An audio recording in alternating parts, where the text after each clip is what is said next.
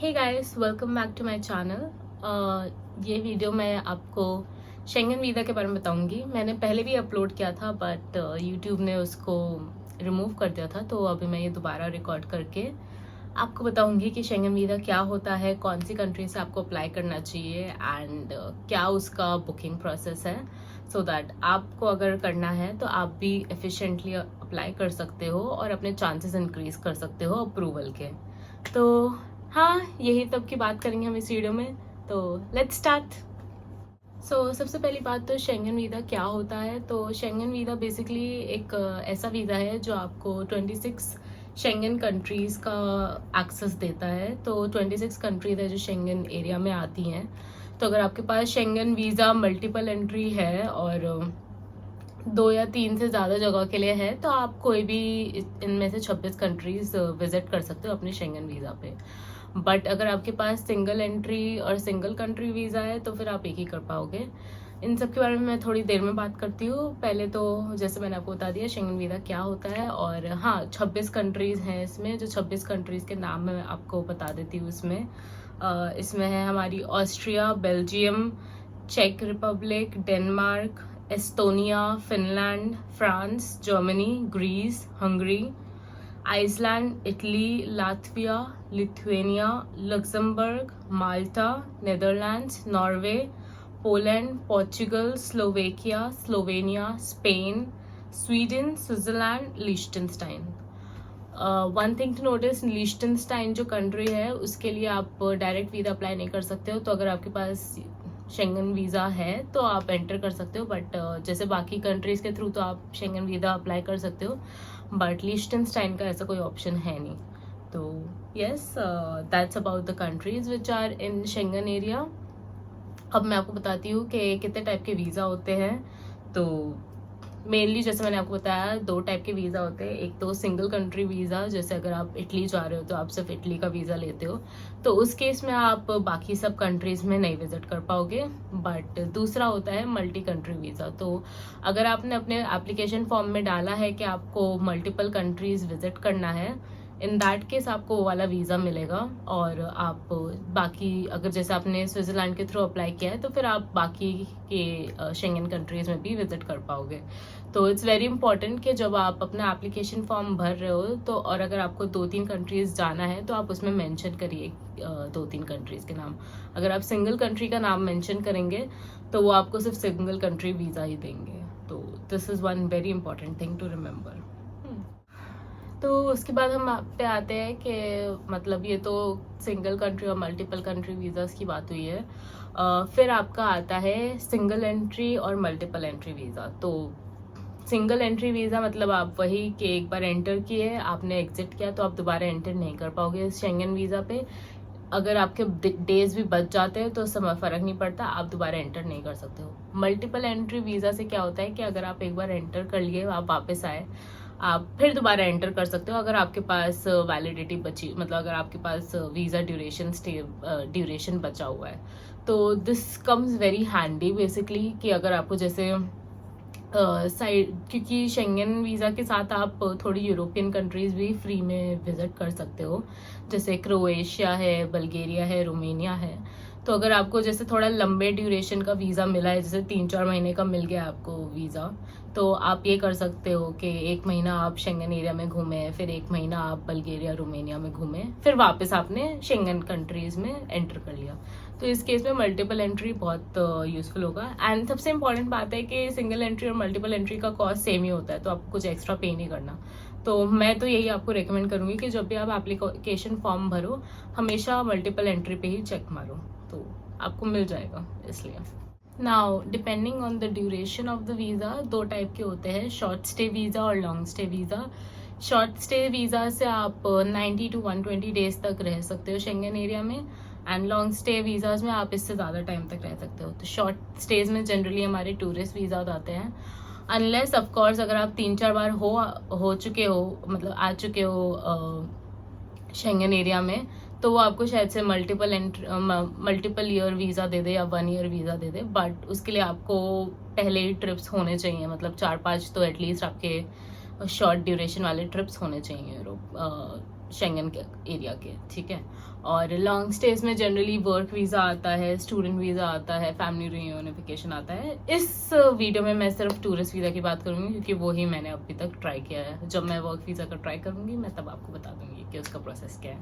ये सबसे इम्पॉर्टेंट बात, a lot of people get confuse कि कौन सी कंट्री से अप्लाई करना चाहिए। अगर आप जैसे मल्टीपल कंट्रीज घूम रहे हो तो कौन सी कंट्री से बेस्ट होगा अप्लाई करना। तो this depend on two things basically, कि आप हर कंट्री में कितने दिन स्पेंड कर रहे हो।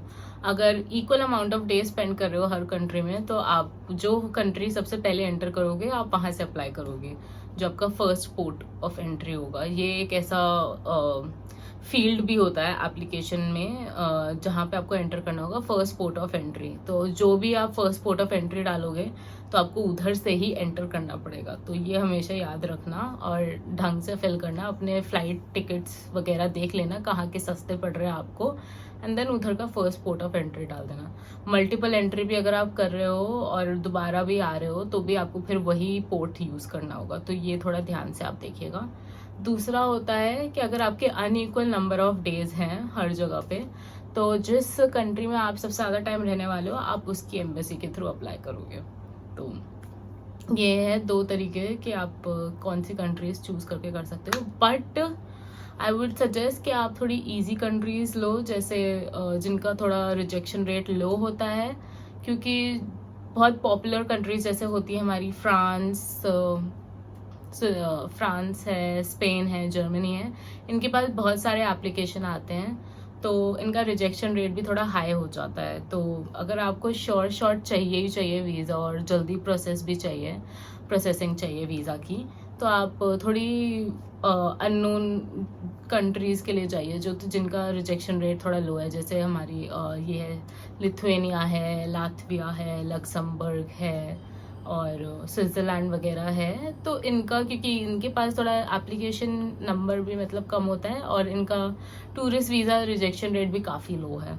तो मैं नीचे डिस्क्रिप्शन में लिंक्स दे दूंगी easiest countries and toughest countries का, तो आपको थोड़ा आइडिया लग जाएगा जब आप अप्लाई कर रहे होगे। एक इम्पॉर्टेंट चीज़ to note is visa validity and duration. तो वीज़ा वैलिडिटी डिफरेंट है और वीज़ा ड्यूरेशन डिफरेंट है। वीज़ा वैलिडिटी मतलब कि इस पीरियड के अंदर आप विजिट कर सकते हो शेंगन एरिया को, एंड ड्यूरेशन इज कि इतने दिन के लिए आप यहाँ पे स्टे कर सकते हो।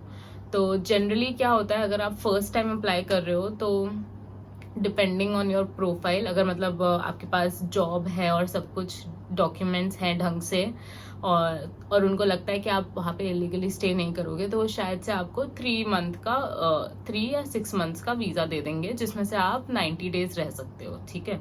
उससे ज़्यादा नहीं रह सकते आप। हर 6 महीने के अंदर सिर्फ 90 डेज ही रह सकते हो। उसके बाद 6 महीने जब खत्म हो जाएगा 180 डेज का पीरियड, उसके बाद आप दोबारा 3 महीने के लिए रह सकते हो। तो ये हमेशा याद रखिएगा।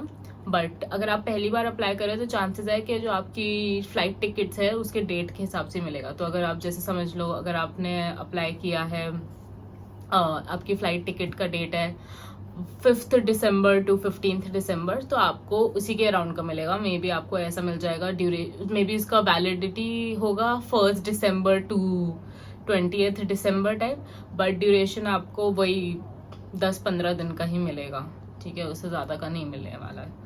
तो ये याद रखिएगा। बट अगर जैसे मैंने आपको पहले बताया, अगर आप बहुत बार जा चुके हो शेंगन एरिया में, शेंगन कंट्रीज विजिट कर चुके हो, तो वो शायद से आपको 6 महीने का वीज़ा दे दे, उसके बाद 1 ईयर का वीज़ा भी दे सकते हैं। एंड उसके बाद अगर आपके पास 1 ईयर का वीज़ा आ चुका है 1 या 2 बार, तो वो आपको 5 ईयर का मल्टी एंट्री वीज़ा भी दे सकते हैं। बट यस, वहाँ तक पहुँचने के लिए आपको बहुत बार विजिट करना पड़ेगा। अब मैं आती हूँ वीज़ा फ़ीस के बारे में। जनरली वीज़ा फ़ीस जो होती है वो होती है 80 यूरोज़, और जो इसके, बट ये तो सिर्फ वीज़ा फ़ीस है। उसके बाद VFS के थ्रू ही आप अप्लाई कर सकते हो और उसके सर्विस चार्जेस होते हैं, और ये सर्विस चार्जेस डिपेंड करते हैं फ्रॉम एम्बेसी टू एम्बेसी। मैंने स्विट्ज़रलैंड के थ्रू अप्लाई किया था दिल्ली के VFS सेंटर से, तो मुझे 1869 INR एडिशनल देना था अलॉन्ग विद द 80 यूरोज़ का वीज़ा फ़ी, ठीक है। और एक कन्वीनियंस फ़ी भी होता है 150 INR।